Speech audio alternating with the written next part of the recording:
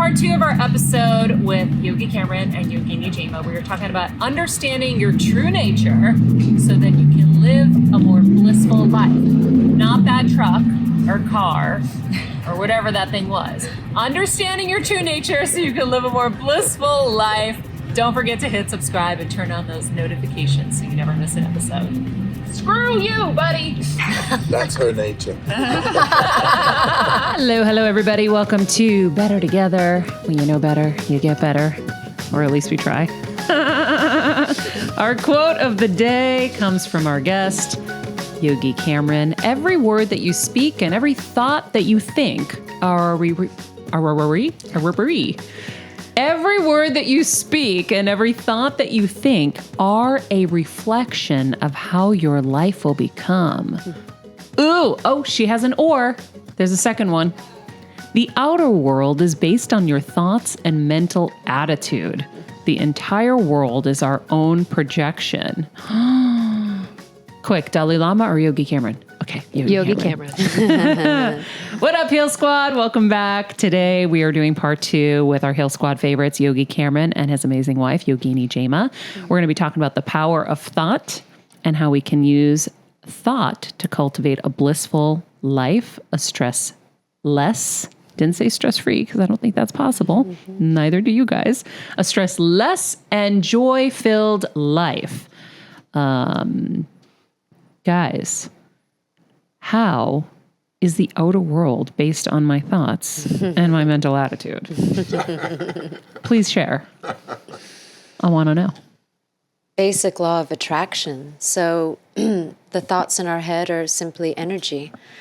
And we have about, the average person, 70,000 thoughts a day. So you are emitting 70,000 impulses of energy out into the atmosphere every day of your life. In fact, in India at the Aurobindo ashram, one of the great women gurus there, they called her the mother, she said, there's actually an entire world of thought out there of all of us. Imagine all of us have 70,000 thoughts a day, and then there's hundreds of thousands and millions. And she goes, and they form together, and they create armies, and they create groups, and this, and all this energy is just collecting and influencing, and that's how we're affected by the collective consciousness. There's no joke, when you go to a certain place, you start thinking different thoughts.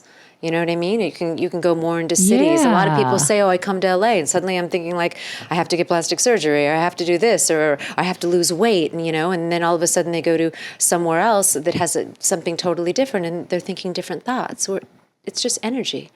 And we're being influenced by that collective energy.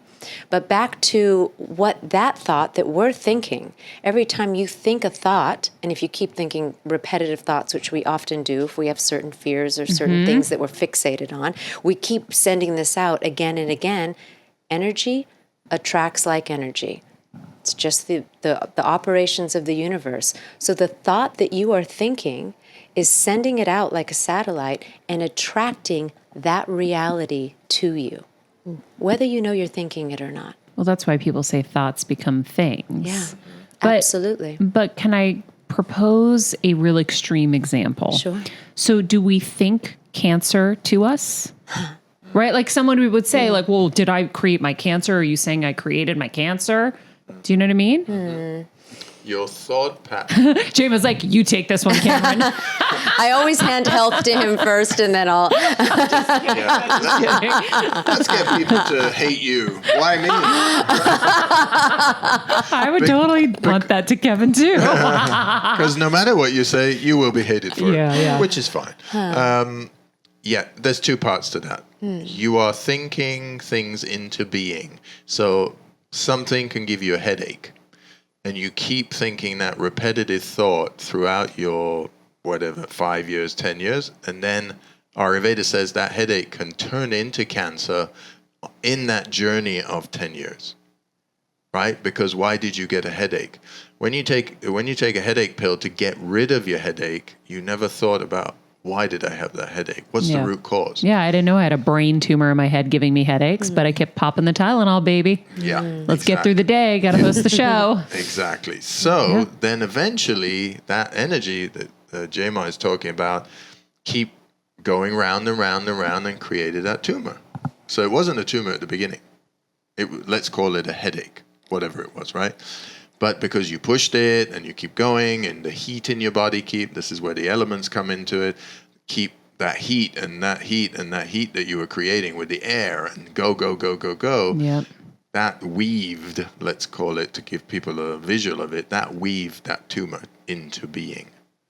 That's why when we fast and we stop eating and the body can start cleaning itself, it starts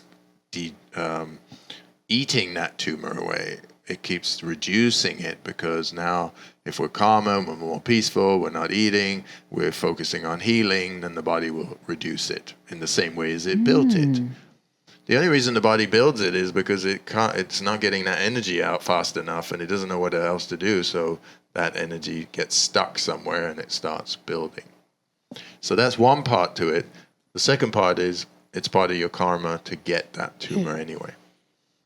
Not good karma or bad karma. It's just karma means action. You didn't stop. You keep going. You keep building. You were building the tumor, not because you wanted the tumor, because you gave the tumor an environment to grow in, and it grew in that area that it grew in. And that's karma. Shit. No, because I'm thinking like the tumor, I mean, like, we've probably talked about this a million times, but right now I'm thinking about the tumor wrapped around the nerve that controls the whole right side of my face. What is, my job? It's like face forward. Let's call it life, universe, whatever people connect to, will keep giving you the message in one form or another, right? And practically speaking, if you've got a step that's got a ledge on it and you don't fix it and you keep falling over it as you enter your house, the universe gave you the message, right? First you kind of fell over and you were fine, and then next time you tripped, and then your grandma tripped over it, and then eventually smack on your face, because at some point you got to get the message is, hey, you got to fix that ledge. It's the same thing in our bodies. Our body is organic. We can only push them to some degree individually. So the 20-year-old can push it a little bit further than the 30-year-old, the 30-year-old less than the 20, and so on, right? So we need to do the things we need to do to protect ourselves from our thoughts. That's where it all starts. But how do you know what the message is? Because I think I heard the message. I adjusted. I changed. But I still have it. Yeah, because you didn't change to the degree which to create that environment for it to heal. So does that mean I have to completely throw my life away? No. Because that's what I feel like I would have to do. I would probably have to just go, sell everything, and live in my hut and pray that it would just go away. No, but you would be thinking the same things if you were in your hut. So maybe this episode is for me, guys. I didn't even know. So I got to just change the thought? Yeah. That's what she was saying. Okay. There's 70,000 thoughts a day between 7.5 billion people. Do the math. That's just collisions all over the place. And that's happening in the ether. That's not even happening. Here we're having a physical conversation together. And there's all those people out there having the same, different conversations. And their thoughts, it's all in the ether making groups. That's why at election time, the groups come together. In the village, they come together. Then they come together in the little cities, then in the big cities, then in the countries, then in... Yeah. There are two things. I mean, if you try and change the thought just in the conscious aspect of mind, you need to have a lot of willpower. And that becomes like your mantra. I would yell at myself. Like if I had a bad thought, I'm like, no. Like because I would catastrophize my parents dying, or like, my dad having a low blood sugar attack and I wasn't there or whatever. And every time I'd have that thought, I'd be like, no. And I would like out loud say it because I had to try to stop the pattern. Absolutely. And I've gotten really good. Like now I don't worry about him, which is like a whole new world.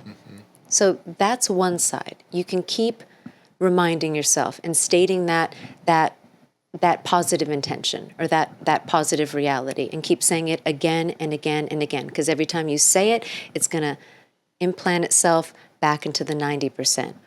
Or, which you did, you planted it in your intention in Yoga Nidra. And that, back to Yoga Nidra, is the purpose of why intention planning is in there. Because you're now in the 90%. Just plant it. Whatever intention or thought that you plant while the subconscious brain waves are active, it stays there.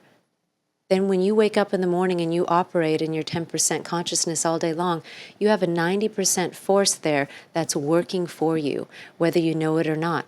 Just plant the thoughts. So even if you can't change it in the days of your life and you're so busy and consumed and you can't remember, like, what is it exactly positively? How am I going to stop my cancer? How am I going to think that I'm healthy? It's too much. You can't remind yourself that all day long. Just plant it. What does that sound like? Plant it in yogic practice. Because you told me anything you plant in Yoga Nidra will come true. Yeah, for that sure. was powerful, and I believed you. So I was like, okay. And I planted my things. So you but I also planted realistically. Great. Like I was like, okay, I'm not going to plant my mom's going to be miraculously healed. I said the best outcome for my mom will be. Yes. And so I was realistic in that way, which I think is probably the right way to be. I guess. You have to accept part of it. Yeah. What she's saying is plant the seed, but believe in that seed, water that seed. So it's not, people are talking a lot about intentions. You can't just say something and not believe it. You have to believe it. So you were being realistic based on what you believed in, right? And what was possible. Because, like I said, there is a mystery to the universe too that's happening that we don't control. Yeah. But we do control. I will plant this seed. I will water it to my best of my ability. I will learn how this seed should grow, and then I would nurture it when it comes up. But it may die. And I was talking to the gardener, the gardener the other day, and he said, I've been doing this for 40 years. I'll plant what you're telling me to, but it may die, and then I may have to try something new. And even at my age and my experience, I don't know how that soil is going to react to that. Does it have enough water? Is the nutrients? There is so much going on. But in Yoga Nidra, with our intention, we do what we know how to do, and we read the manual, we do it properly. But there still isn't that super guarantee, but the best thing will happen. Mm-hmm. That's for sure. So what does it sound like when you're planting your intention? Are you planting a positive or a negative? No, don't. Right? No, but your positive could have a negative annotation. That's what I'm saying. So you have to sit and kind of find. So we'll always say, if you don't know what your intention is and you're doing the Yoga Nidra practice, then just say, my body is healthy, my mind is at peace. Keep it simple and let that just sit in the subconscious. Then start to discover what's most important to you and try and pick one thing at a time of what's most important to you, of what you want to work on. Whether you want to change a behavioral pattern. There was one woman that was like, I would just want to start, what's most important for me right now is I just want to stop eating junk food. Before I even get to all the other aspects of my health, I want to stop eating junk food. I said, great, make that your intention. But do you have to do that every time, or is once enough to plant it? Within a week, she was planting it and she stopped eating junk food. Wow. It's the power of the mind. Have people ever been able to quit smoking with that? Absolutely. But that's what hypnosis is. When you go to hypnotic therapy, they're reducing the brain waves to get back in there to plant those intentions so that because all of the patterns which cause us to react and respond and do what we do in the conscious aspect of our life from the moment we wake up to go to bed is based on patterns that are in the 90%. So just cross the barrier, activate the brain waves, get in the 9%, and then plant away. You're your own gardener. What do you want? What's most important to you? Plant one at a time. You can have a big one and then like a big general life one, and then maybe a small specific thing you're working on. Keep the big one for a year, 2 years, until you start to see that it's shifting. And then with the little ones, you'll start to see within weeks within a month or two, it's there. Our guru would always say, if you have a question, if you don't have an answer to something, you don't have to chew on it all day long and try and figure out the answer. Ask the mind once and then let it be. So if you want to know what your purpose is in life, you could do a yoga nidra session and ask that question. And that's your intention. My intention is to find my purpose in life. Or my intention is to have my brain tumor shrink. Or my intention is to quit smoking. These are things that you would say. Absolutely. Implant. Okay. Absolutely. And rather than always giving people, you find the language for yourself of what makes sense to you, you know? So we can word it in a certain way, but that might not ring true to you. So you find that language to yourself of that energy of what you want and how you want to focus on it, and that's it. It's that simple. So this can be such an incredible tool to changing the thought. So I don't have to blow up everything. I have to change my thought. Changing thoughts. That's it. Changing your thoughts changes your habits, right? When Jaima is saying going into the subconscious, that 90%, you have a recording of your whole life. That's what you believe in because you keep regurgitating that. That's your go-to place. Being your own gardener means you're replanting and saying, well, that used to be what I grew. I'm going to now grow, I used to grow orange trees, now I'm growing apple trees. I am now an apple farmer. I'm not an art, but you can't apply the same methods to the apples, right? It's still soil, but maybe it needs acidic soil, not alkaline soil. You have to learn that, put some effort into it, but you have to also believe it. So you need to have belief behind something. Often people take, the placebo effect that they talk about. We did this and that. Well, of course, the placebo effect is just your mind over matter. Of course it works. Yeah. So people say, well, what's the use of taking, this supplement or this thing? Well, you can do it two ways. You can either do it through the mind, changing things, or you can take something. It's your choice. Or you could do both. That's even better. Yeah. Yeah, I think it was at a Tony seminar. He said, actually, when I called Tony Robbins and told him about my tumor, he was like, honey, whatever you believe will be. And I was like, oh, okay. And I think that's when I started thinking about kind of your beliefs and how much your belief system really impacts you, because he talks about that in his seminars a lot. And, a lot of us believe that nothing will get done unless we do it ourselves and all these things, and they run us. That story you tell in your own head and the conversations you have with yourself need to be of positivity, because there's a lot of things happening that are difficult. But we can get through the difficulty. This morning I was saying a whole bunch of stuff that I'm going through, and I have to deal with. But at no point do I think, I can't do this. Oh my God, this is going to kill me. I'm just thinking, like she said, there's a solution. So let's go into that mode of what do we do about this? Not dwell in what's going on, but what are the steps that we're going to take? Some are emotional steps, some are practical steps, some are physical steps, mental steps, spiritual steps. That's why it's body, mind, spirit, because all of those steps need to be thought about and then taken, because sometimes we're thinking about something, but ultimately, spiritually, meaning intuitively, we know it's not correct in the long run. Maybe I'm taking a shortcut. It seems like a good idea, but intuitively, this is not going to turn out right. But then I get frustrated thinking, oh man, I've got to, that's going to take me 6 months, not 1 month. So that's where spirit comes in and says, hey, you got a choice. You can take the easy way out, and you're now having a conversation with yourself and spirit, meaning your intuition. Now you have a choice to make. And that's where we kind of are like, we go down this road or down that road. So, but the conversations you have with yourself are really important, because that's why I said to you, you need to know what your ultimate goals are, because that's where you're going anyway. Ayurveda says each one of us comes into the world with a certain nature, it's called Prakruti. And Prakruti doesn't really change. It drives us.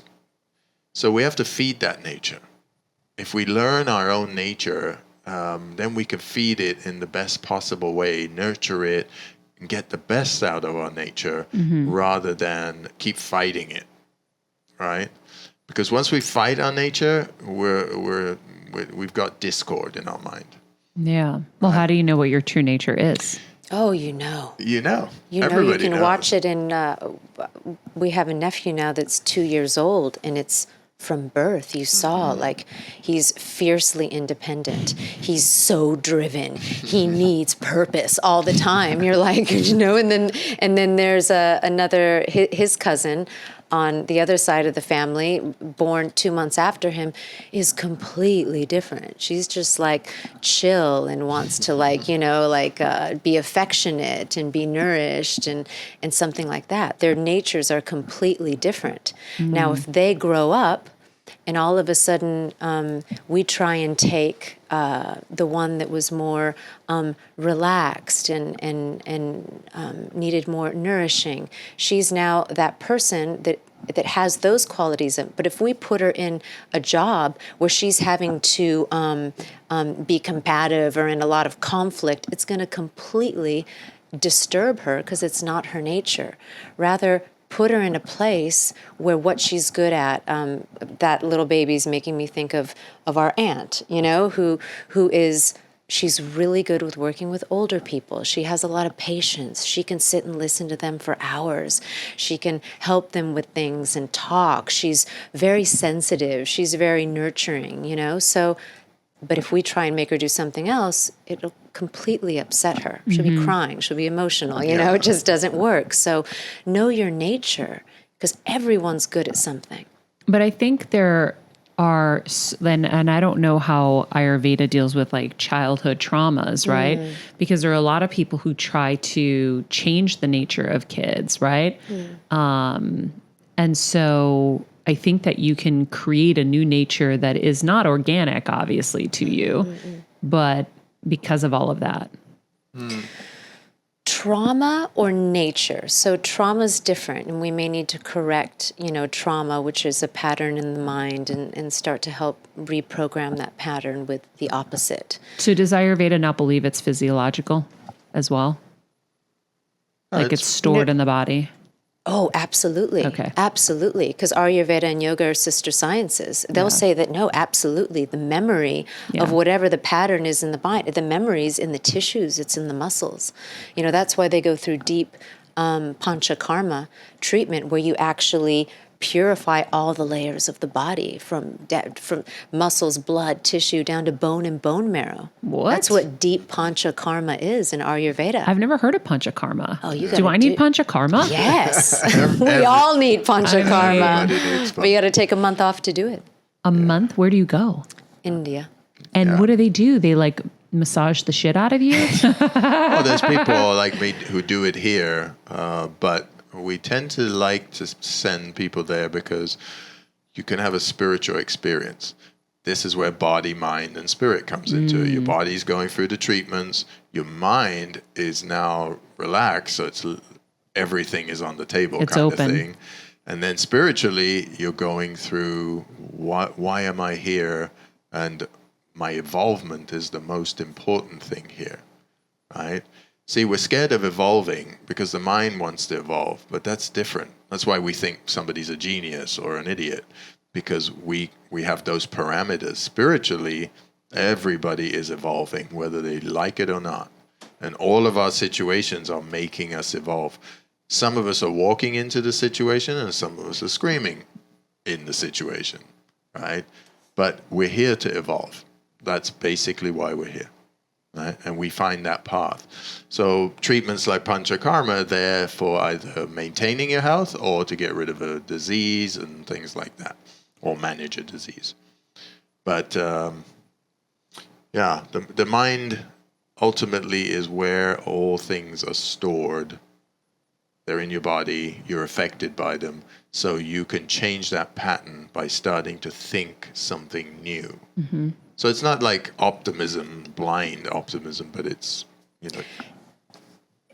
It's a good example is when people come to do these, we call them detox retreats, with us, and they'll come and they'll live, a very healthy lifestyle. They're being fed all the herbs. They're being fed at the right times.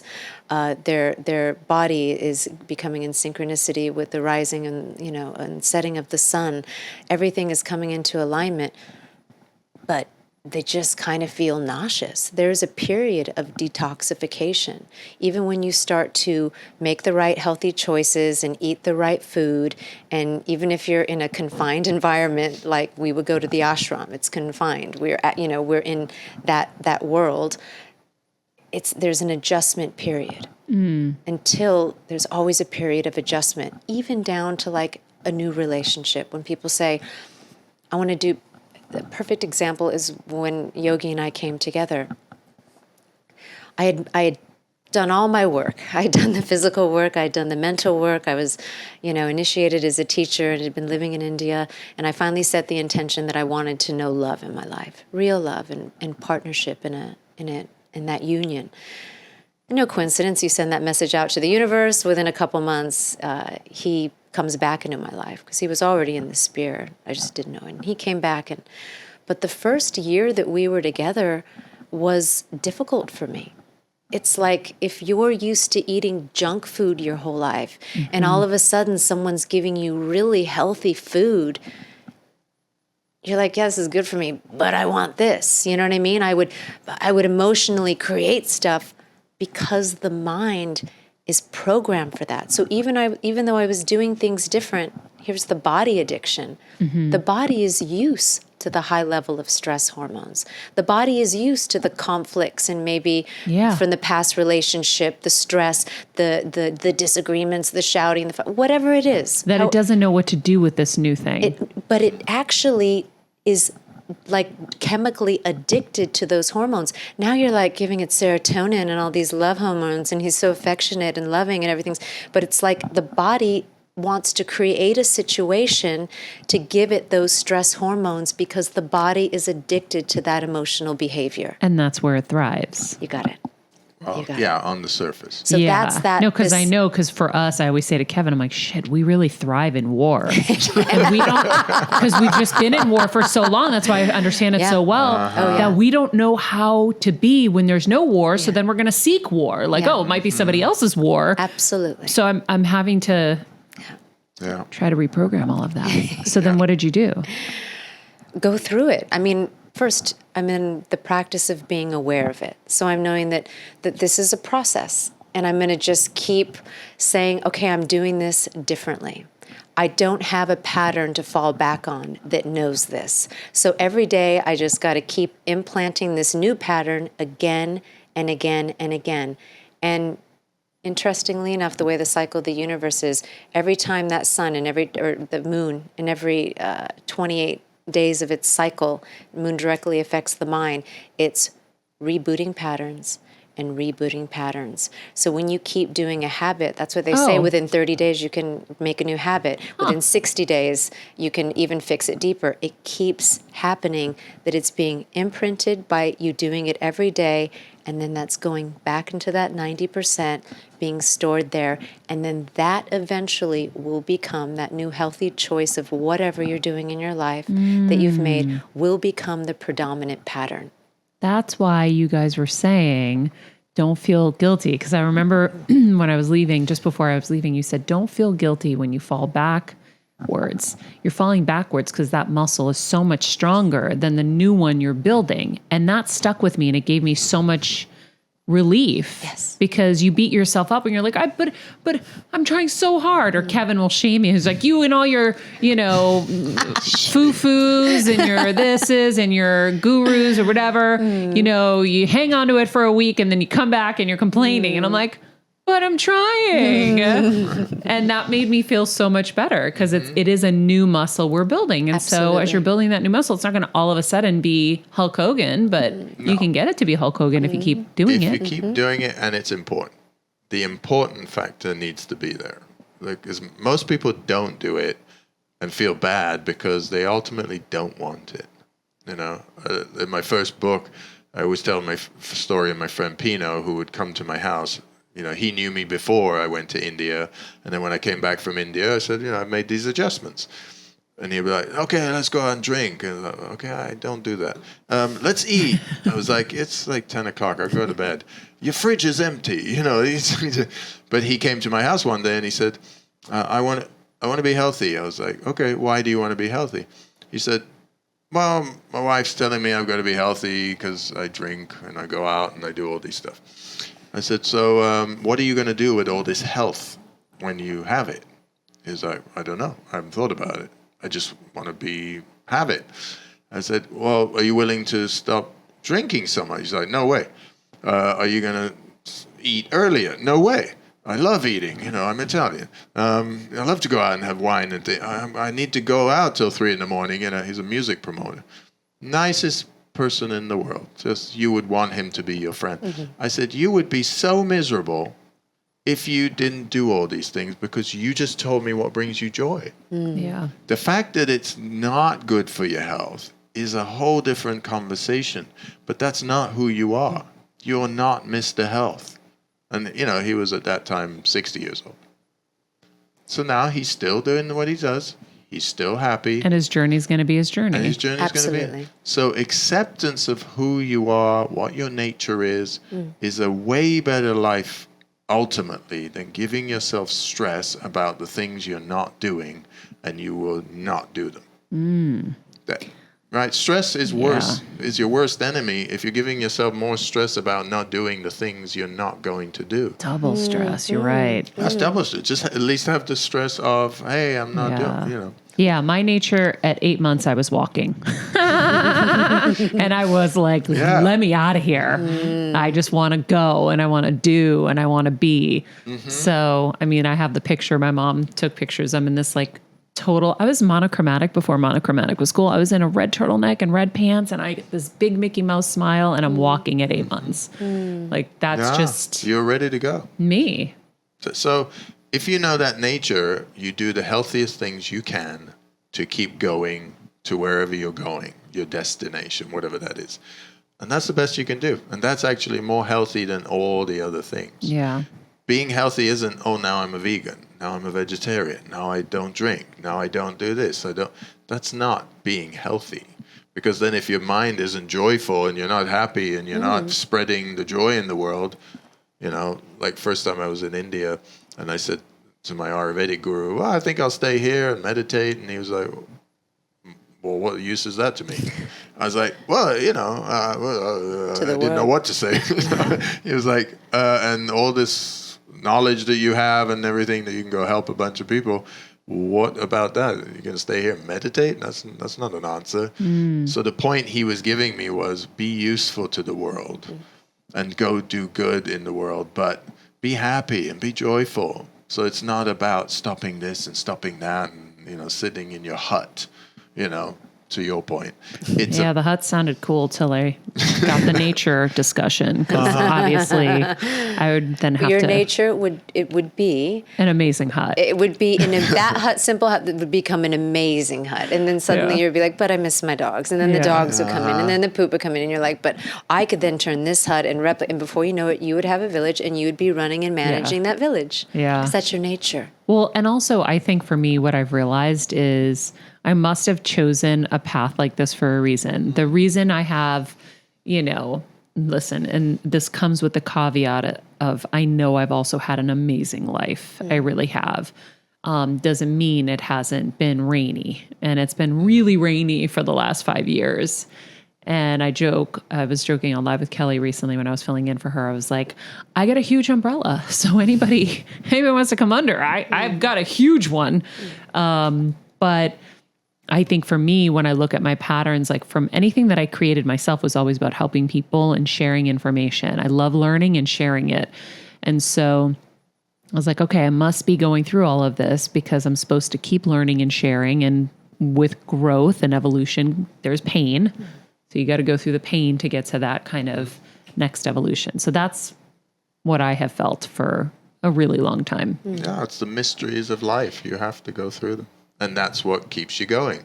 But if you follow your nature, your nature is creating a lot of those things because you're solving a lot of those things because that is who you are. Whereas you look at somebody else and you're going, well, How come they don't have those issues? They have other issues. This is a different issue, right? So all of us are amazing at certain things, suck at other things, and we're okay at a bunch of stuff. We're kind of in that grip. So if we want to become better at something, I would say to people is that your nature? Like we were talking about acting and stuff. And Jaima was a child actress, naturally good, so talented. And then I was saying to her, oh yeah, when I went, I was a model and I did some acting and stuff in this acting class,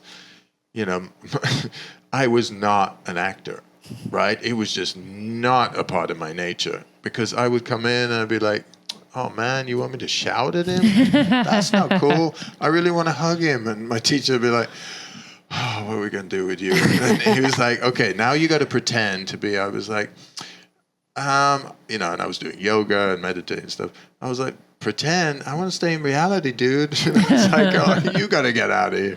So part of my nature is just to chill, be more chill, easygoing, and I just hired somebody to paint the house. I'm spending more time with, his health problems than I am him painting the baseboard. But that's part of my nature. Yeah. I'm always going to attract that guy, and his wife's got kidney disease, and Every time. Yeah, we attract the people that need us. Because I can, at the same time, yesterday, feed him something good, and he was there till 8 o'clock with his night, and they went out to McDonald's at lunch. I was like, hey, come and sit down, and I didn't say, let's be healthy, but they just ate something a little bit closer to healthy, and they were happy, and then we sent them off. But we didn't say to them, hey, be healthy, dude. Yeah. So we have to feed people's nature. That's the best we can do, because that's how we're going to evolve. Kelsey, what was your nature growing up? Like, do you know your true nature? Well, let's see here. I was trying to think about when he was talking about it. And it's funny because this kind of corresponds with the other week we had Jonathan Fields on, and we took this test, these Sparketype tests. So, I mean, I was always very outgoing. I was always the one who brought everyone together. Like when I was a kid, it was like I was kind of the usher of the friend group. It was like, well, let's all be friends. We can be friends with them and them and them and them. And I'm, I can't socializing, So outward nature. Yeah, I guess. Strong communication skills, strong management skills, leadership skills. Yeah. You're probably in a line with your nature right now in doing what you're doing. Yeah, I definitely think so. Yeah, if you're a leader and you don't lead, you just... It's painful. It's painful. Yeah. You have to lead. What if you're a leader who's tired of being a leader? I always found in my life that if I was with another leader, I was like, oh, hell yeah, take over. I always wanted the break when I could get the break. Well, in certain situations we do. Yeah. Right? In work is one thing. In family life, we have other leaders. In friendships, we have leaders. So we do still have micro leaders and more leaders, but in each situation we switch and move. We just have to know in what situation are we better. Like organization, Jaima does that, right? If money stuff, she does that, because otherwise we'll be living in the street, and all that kind of. Because I'll be like, oh yeah, it's fine, give it away, it's gonna be all right. But if you're in the village in India, totally cool, no problem. Yeah. But here, you cannot do that. You have to be responsive. But then I have discipline to get up at any time in the morning, do my practice. I will not miss it. We will do rituals for 3 hours, no problem. So even if I'm disciplined in that, it doesn't mean I'm disciplined in everything, right? So because you're going with your nature. Yeah, so that's easy for me to do that, because I'm just talk about anything spiritual and all that stuff. It goes with the way I am, because that's my nature. But get me to move faster, become more fiery, and Oh, that's I have to start doing sports for that. Yeah. That's why it's so fun when we're together, because I'm the fire and he's just sitting there laughing at me. That's comedy. In the reverse, I'm now getting a mirror to see what the hell I am when I'm with you, which is so revealing. But I think that, a lot of people have that mirror experience, and then they are negative, right? Like I sometimes am a mirror for other people. You're a mirror for me. I'm a mirror for you. But then if we need to get 5 things done and get, productive, I'm going to be lagging, having to look at you for leadership and say, okay, what are we doing? Yeah. Okay, I'm good at doing and disciplined, but I'm not good at initiating. Like, unless she cooks something or says something, I'll go the whole day without eating. Yeah. Yeah. Instead of, I'm disciplined not to put a bad thing in my body, but then I'm not disciplined enough to go get something good. Yeah. You'd put nothing. I'll put nothing. Yeah. Right? So we have to know that about ourselves. Nobody can really teach us these things. Yeah. We have to spend the effort to know I am like this. These are my good qualities, strong qualities. I need to marry that with other good people with good qualities. Like that's what I consider our relationship, because she brings all those great qualities and I can bring the other thing. And then in between the things that we both need to learn, we'll figure them out. But we're constantly like this, moving around that. And that's in relationships, you're going to have to find that, because everybody struggles in relationships as well, thinking they need something different or somebody should be different. But actually, if you start to focus on the other person's great qualities, you'll start to appreciate them, and then know that, well, of course they don't have those qualities. Maybe I have those qualities. Mm-hmm. And then you put those in. Well, that's what the union, right? It's like you want the yin and yang, or you want somebody to bring in the things that you're missing. I mean, that's what a good partnership is in business, at least, right? I'm good at this, you're good at that. Let's come together and let's make this amazing business. But relationships are no different, right? No different. Like Absolutely. Kevin can take an idea and actually do it. I'll still sit there and be like, how can this happen? So, yeah. Yeah, that's why villages work.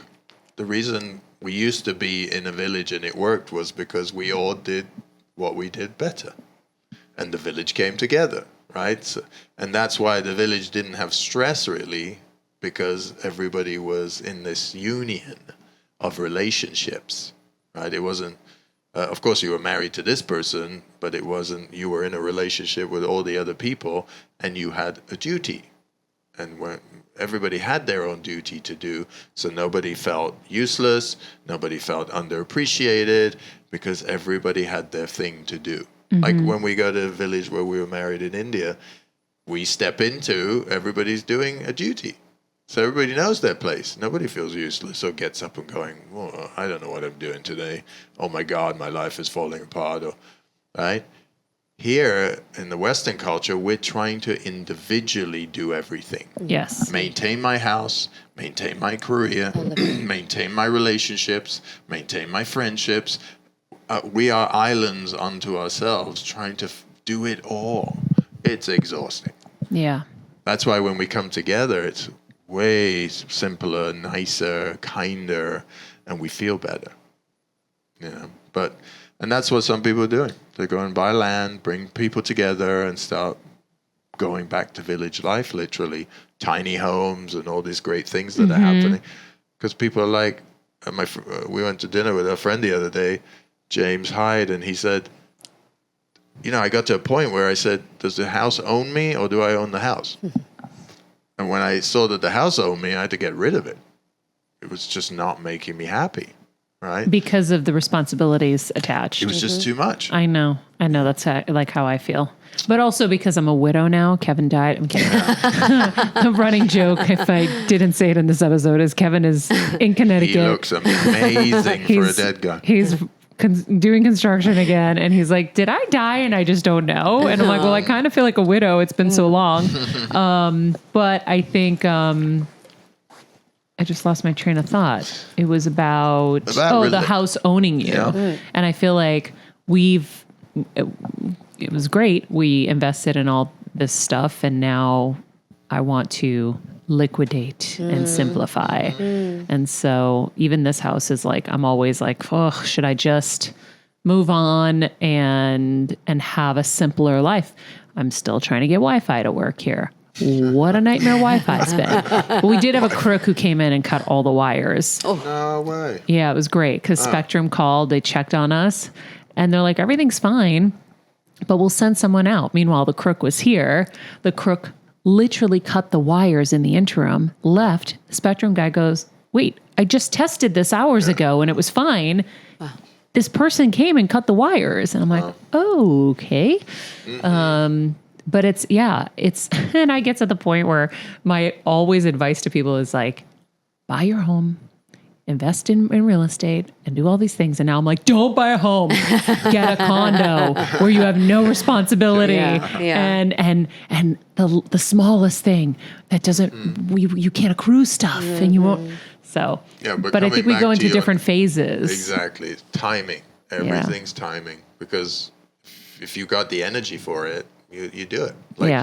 But then your nature comes into it. Yeah. You know, should I own? Should I rent? Should really about your nature and who you are, because you could suddenly own something and it owns you. Yeah. That's why when I'm not a widow and Kevin's here, it's fine because he handles all that. Yeah. This is not my nature. I don't like being bogged down by all of this stuff. I want to be free. I'm the 8-month-old that started walking because I want to go. I don't want to be stuck, and I don't want to be dealing with that stuff. Yeah. If your nature is a traveler, you got to move. You can't be stagnant. Yeah.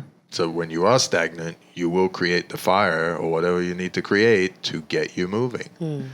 So when we look at all of our lives, you know, started this herbal supplement business.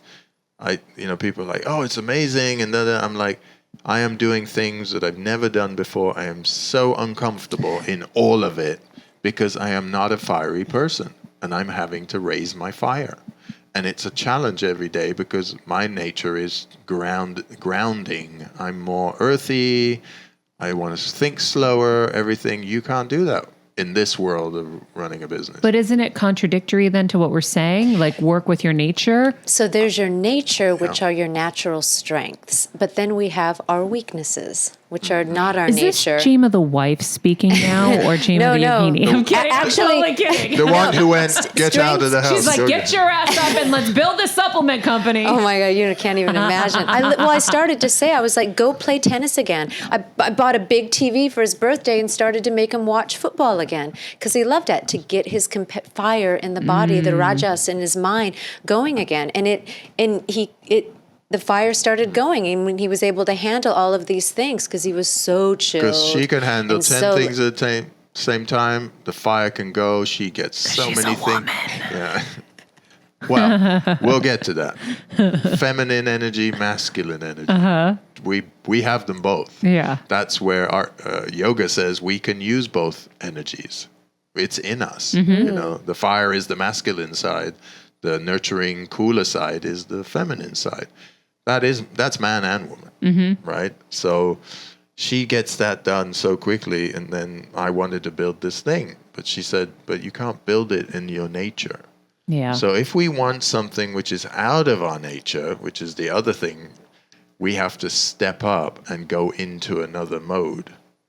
But that has to be a conscious choice. There is a mindful practice in yoga called the swan practice, SWAN.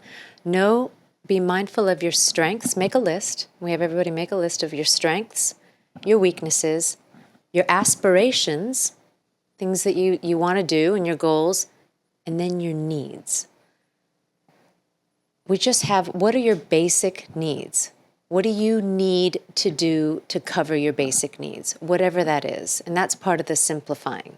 I need this much to cover my mortgage, to cover my bills. I need one car.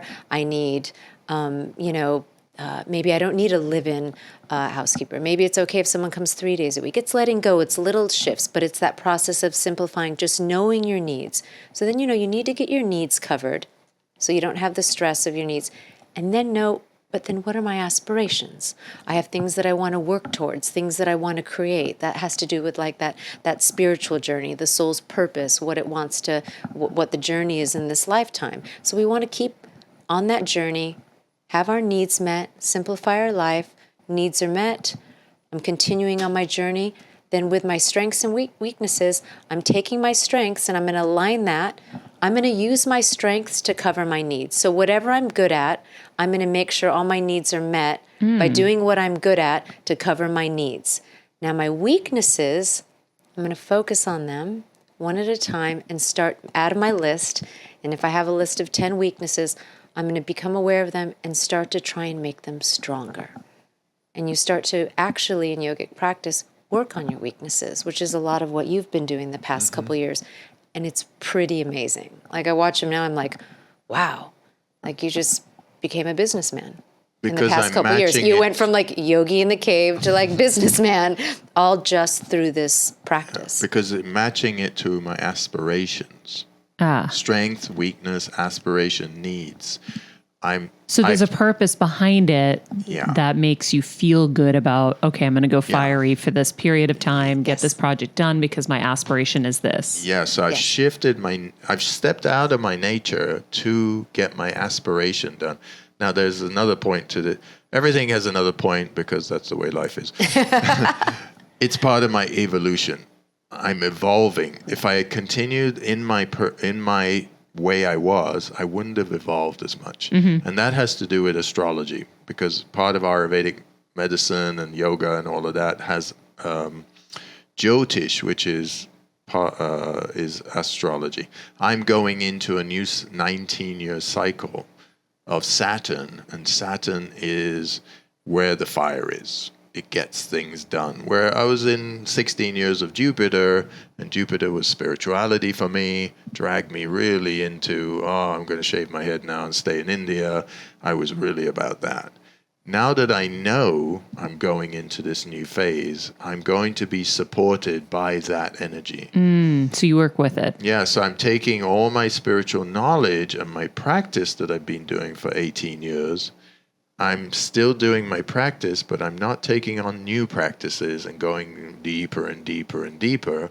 So people will go, oh, well, you must be sitting and meditating 3 hours, 2 hours a day. No, maybe do a few minutes here and there. I'm doing 3 hours of spiritual practice, chanting, my postures, breathing, all the rituals we do. But I'm not sitting there meditating for 2 hours now. I'm literally sitting there, a few minutes. And then I'm off.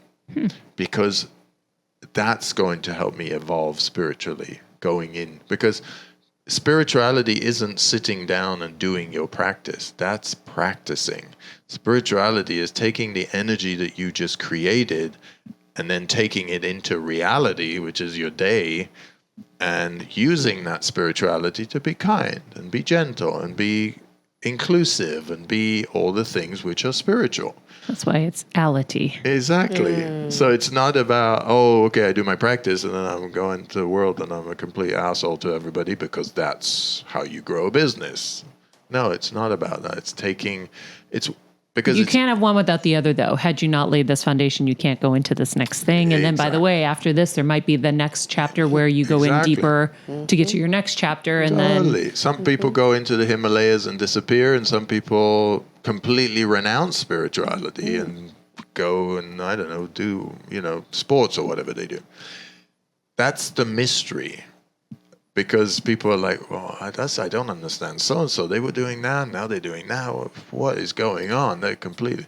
That's why. If you're conscious and you know all these things, you will consciously do whatever you need to do to evolve as a soul on earth, and it makes absolutely no sense to anybody else.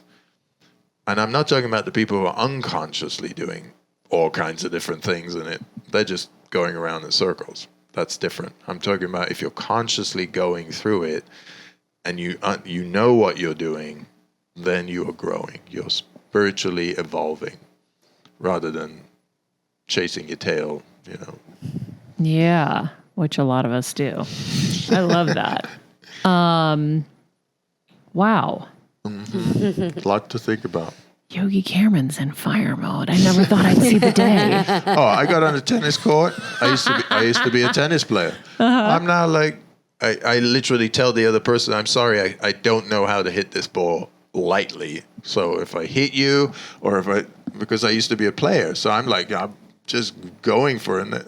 And if the other player is a great player, they know, okay, they just play, right? But I'm like that now. I won't mention any names, but he used to play tennis with one of the elder members in my family, and he was just fine hitting the ball with one of these elder members, and suddenly he came back home one day and he's like, I can't play tennis with this person anymore. And I was like, what? What are you talking about? He's too slow? Yeah, yes. Yeah. I need something more competitive. I'm going to start taking lessons with a pro so I can play. And just thinking about it in terms of elements, I went from earthiness playing with that person going, they would take a break, talk for 10 minutes about whatever, and then we would play again. I went from earth. They were old. I mean, we are still of all elements, fire, earth, and air. I just started using my fire more, and my earth took a little back seat and came lower. So I couldn't play somebody who's earthy as well because it didn't match my fire. So now, like I play pickleball, for example. I love pickleball. We can play pickleball. No, but I'll kill you. No, I'm just like no. I am a true fire. You can't kill the fire. You're a true earth. You're just jumping into my world. It's done. Like he travels with this pickleball racket. I have my own name on mine. You can have your name. No problem. He's like, I will smash yours. I played with a pro one time, and I was like, oh, that's how you do it. Oh, okay. Yeah, well, let's go. Oh, that's funny. I know, it's really funny. Oh my God, we're going to have to play pickleball. I haven't played in so long. I miss it. Oh, great sport. For anybody who wants best. What a great workout. It is. And it's fun when you play, because you play doubles. And so we used to play with my neighbors, and then they all moved.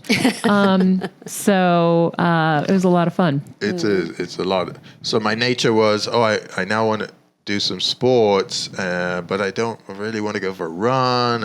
So I found things that I could bring me some joy, and I can get exercise. So this, to wrap this up, I think this last example of you going from earth to fire to accomplish what you were aspiring to is a really great example for anybody who's listening that probably needs to go the other way, right? So if you want to accomplish your health goals, you probably want to move more into earth so that you can connect and be grounded and focus on slowing things down a bit so that you can make better choices. Yeah, but in that I would say I will not go across the barrier which is unhealthy. So I'm raising my fire, but I'm not burning it. I'm not suddenly getting crazy and angry, right? So I go on the pickleball, and that's the time to get competitive and have a great time. And then you leave it. And then I leave it. And then in the world and the business, I'm still using the fire, but then I know, here's my cutoff point. I'm not going to get to the edge where I see the cutoff point.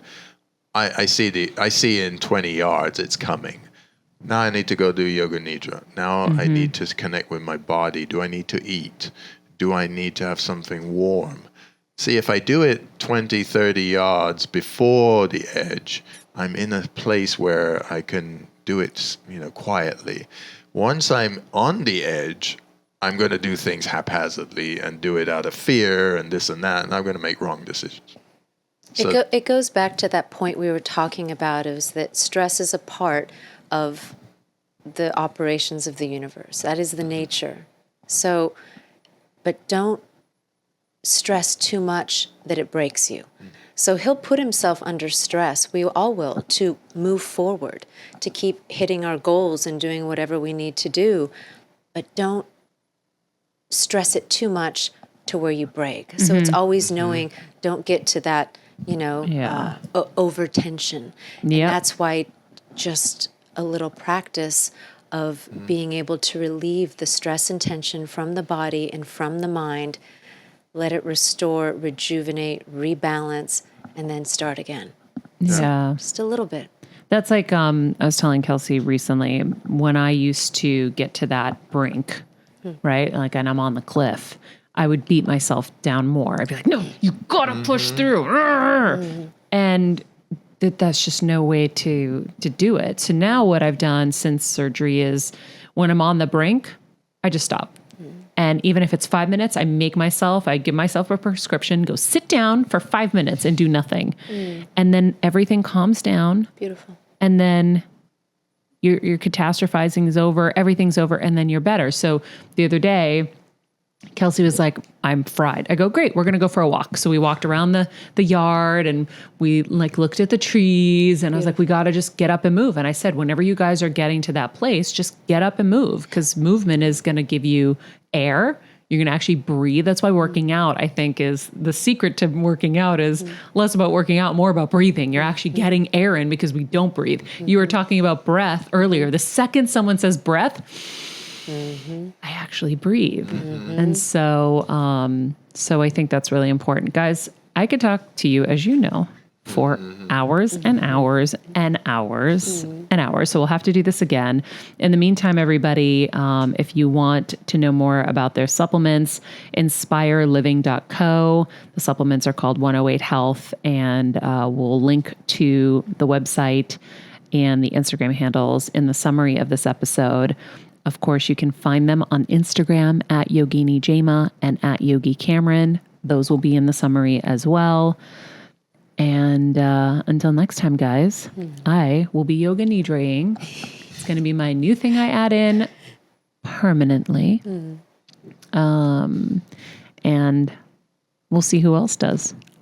I'm doing my swan practice. Yes. I wrote that down. I started. I said, you are doing this tonight. I also am going to book my plane to India to do my deep pancha karma. So I'll keep you guys posted. The problem with that part is we live in a horrible time called COVID. So that's when you were like, we usually tell people to go to India. Because trust me, there is an India trip for us in a moment at some point. We will go. But how do you practice swan specifically? Because I think I missed that. You make the list. You got to make the list. Make the list. That's it. Strength. Just start with the Strength, list. weakness, aspiration, Needs. And needs. Okay. But we have a segment on that on inspireliving.co. Don't know if we do. Nope. If you don't, you will now. All right, guys. Thank you so much as always. I love you guys. And thank you for all your help. I did do the fast. I did 10 days. And me, Miss Queen Food, actually did it. Kelsey couldn't believe it. I was shocked, actually. I really was. And it was amazing. But actually, I wasn't, because Maria's the most disciplined person. If she's like, I'm not doing X, Y, and Z, she doesn't. And it's just like, what? Who are you? So I wasn't really surprised. Yeah. But sometimes you really don't think you can, right? Like the brain, the thoughts are like, you can't do this, you can't do this. And so once you can do it, you're like, oh. So I always tell people to get addicted to the feeling. Get addicted to the feeling of being able to say no at dinner to the bread or to the dessert. And that's how it starts. Rather than feeling the shame from everybody, because they're all going to shame you, start feeling addicted that you were the only one with strength to say no. And I guess I've said no my whole life in a lot of ways to bad things. So I've gotten a lot of practice because I was terrified of my Greek immigrant dad. Anyway, Who's very scary. he's gotten less scary in time, but he was very. I look back at home videos, Cameron. I'm like, damn, he was scary. He was scary. I can't even imagine that. Me He's so neither. sweet. My dad is the sweetest human ever, but he has evolved. He was tough ass. Oh my God. I see him with his mustache and I'm like, I go back into like little kid mode where I'm just terrified to like do the wrong thing. But anyway, let's all swan. Let's all remember, what are we working towards? Somebody comes into last minute of the show. Let's all swan. Let's all swan, everybody. Let's all yoga nidra. And if you love this episode, please share it with somebody. And don't forget, we are trying to rack up our comments on Apple Podcasts. So it helps us so much and helps other people find the show. So please leave us a comment. If you feel inclined, give us a 5-star review because 6 isn't available. In the meantime, be nice people, make good choices, and be present.